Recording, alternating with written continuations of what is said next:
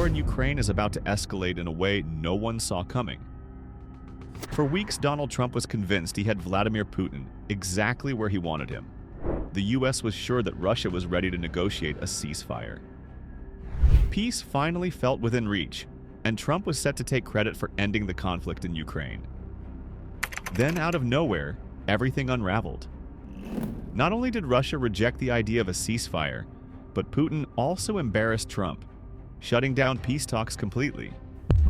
Now, Trump isn't just caught off guard, he's been double-crossed. Maybe America should have seen this coming, so why did Putin choose this moment to turn on Trump? What does this mean for the war? And the question no one wants to ask, what happens next? But first, let's rewind a bit. On February 13th, 2025, Trump made a big announcement.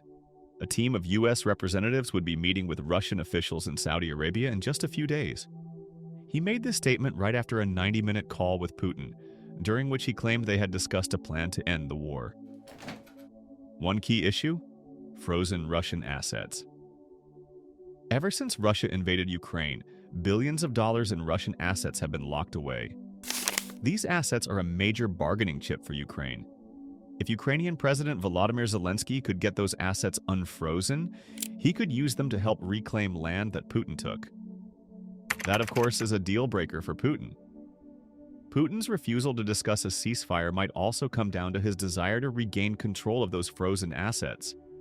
If he can't get them back, then the war must go on. But that's just one part of the story.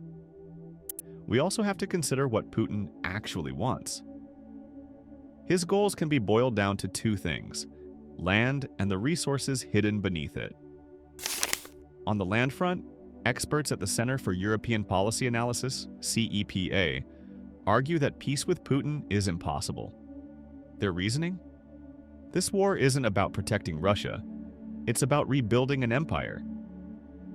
In an August 2024 article, CEPA wrote, "Neither Putin nor his foreign policy advisors have given up their goal of resurrecting a Tsarist Takyach Soviet empire as it existed from the 1780s to the 1980s. Basically, NATO expansion isn't the real issue. Moscow's desire to regain lost territory is. This isn't just about Russia as it exists today. Putin believes parts of Ukraine and other territories rightfully belong to Russia. Winning in Ukraine is central to his vision of restoring Russia's global influence. It's also about his legacy. Putin wants history to remember him as the man who put Russia back on the map as a world power. And then, of course, there's the money. A lot of money. That's where Ukraine's natural resources come in. Ukraine is rich in 22 of the 34 minerals that the European Union considers critical. It also holds reserves of rare earth elements, REEs, a group of 17 valuable metals used in technology, defense, aerospace, and renewable energy. Altogether, Ukraine's mineral wealth makes up about 5% of the world's supply. These include highly sought-after materials like titanium, lithium, graphite, cerium, and lanthanum. According to the BBC, Ukraine has around 20.9 million tons of graphite. Depending on market prices, that could be worth up to $83.6 billion for whoever controls it. Ukraine sits on a gold mine of natural resources, and that's no exaggeration. The country provides 7% of Europe's titanium, about a third of its lithium, and holds massive reserves of valuable metals like zinc, silver, and copper. According to the BBC, Ukraine is home to around 20,000 mineral deposits, spanning 116 different types of minerals and rare earth elements, REEs. Before Russia's invasion, only a fraction, about 15%, of these deposits were being tapped into. Many of these untouched reserves are in Donetsk and other regions Russia has been aggressively targeting. It doesn't take a mastermind to see the pattern here. Putin isn't just after land, he's after wealth. These minerals could be worth billions for Russia, fueling its economy and strengthening its global position. But there's another factor at play.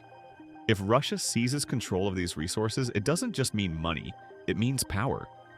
Countries around the world depend on these rare materials for everything from smartphones to fighter jets.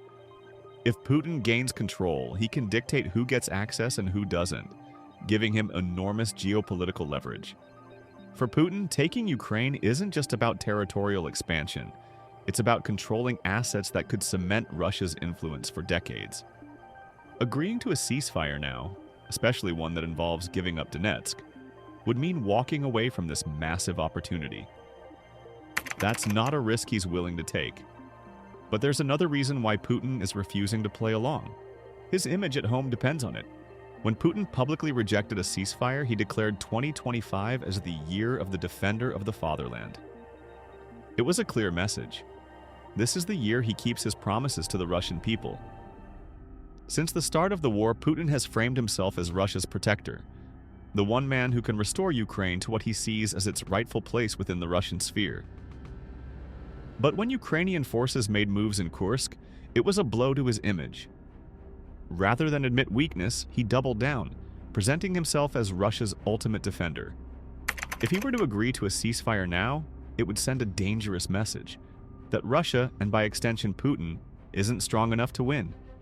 And in Russia, appearing weak isn't just bad optics, it's a real threat to power. To Putin's inner circle, any sign of compromise could be seen as a reason to replace him. That's why, throughout 2024, he systematically purged Russia's defense ministry. Officially, it was about cracking down on corruption. In reality, it was about getting rid of anyone who could challenge his authority. Putin has also likely been behind the deaths of multiple high-profile Russians who posed a threat to his rule. The most infamous of these was Alexei Navalny, a vocal critic who mysteriously died in a Siberian prison. Putin knows that as long as he appears untouchable, his grip on power remains firm. But a ceasefire? That would be a crack in his armor, an invitation for rivals to step in. So, to protect himself, he's willing to turn his back on Trump and keep the war going. And that brings us to the next big question. What happens now? In a major shift, the U.S. and Ukraine have agreed on a proposal for a 30-day ceasefire, hoping to cool tensions and prevent further escalation. This move comes after high-level meetings in Saudi Arabia between American and Ukrainian officials. President Zelensky has shown his support for the deal, but now the real challenge begins: convincing Russia to agree. The proposed ceasefire would halt all naval and aerial operations. For Russia, the naval pause isn't a big deal since its Black Sea fleet has already taken heavy losses. But the aerial suspension? That's a major blow. Russia has been relying on long-range glide bombs, launched from aircraft stationed behind the front lines, to strike Ukrainian cities. Grounding those planes would dramatically weaken Russia's offensive strategy. So far, Moscow has remained silent on whether it will accept the deal. No official response has been given. Meanwhile, U.S. Senator Marco Rubio, who led the American delegation at the Saudi talks, previously stated that Ukraine's lack of commitment to peace negotiations was a key reason why the U.S. suspended aid and intelligence sharing. But now things have shifted. Within days of Ukraine backing Washington's ceasefire plan, the U.S. has resumed military aid and intelligence support. According to Rubio, the next step is taking the proposal to Russia.